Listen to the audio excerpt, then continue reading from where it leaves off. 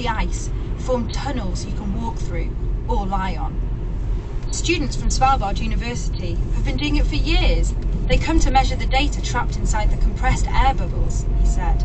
So we thought we'd offer it to everyone. We descended backwards into a hole where the white light of the midnight sun was swallowed by darkness. I switched on my head torch to see the eddying swirls of white, brown and clear layers that made up the cavern walls. It was a seriously cool place to pass an evening. In Svalbard, you can also peer inside a little corner of the Soviet past.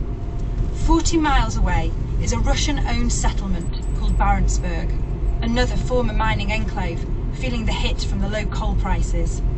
I took a snowmobile to get there, the only way, as there are no roads on the island, and spent 4 hours whizzing past the ruins of other mines. A statue of Lenin surrounded by communist-style buildings signalled we had made it to Barentsburg. Over a lunch of cabbage stew in the town's only hotel, my guide, Anna-Louise, told me of the change she's seen in just 3 years. When I first came, only one person spoke English. Now about 20 do. They've realised they have to adapt. They've built a restaurant, tourist office and a museum. On Thursdays and Fridays, they even have a live band to encourage visitors to stay.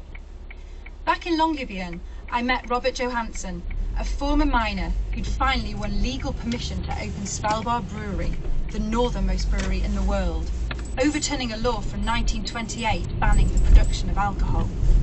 It was important, he beamed. I love this place, and we have nothing to call our own, only coal. Now we produce something we can be proud of. Resilience seems to be in the air, or maybe the snow. On my last morning in Longyearbyen, I talked to Stein Arne Ellingsen, one of the relocated miners from Svea.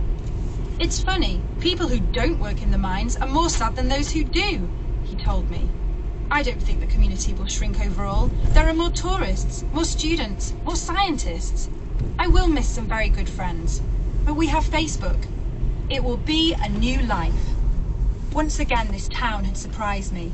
On a map, Svalbard appears as just an endless expanse of white space. But people here know that it's home to something very special indeed, and they're ready to share their hidden bounty with the rest of us.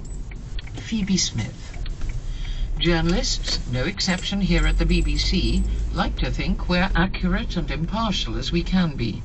No one's perfect, but the intention is to provide clear, unbiased news.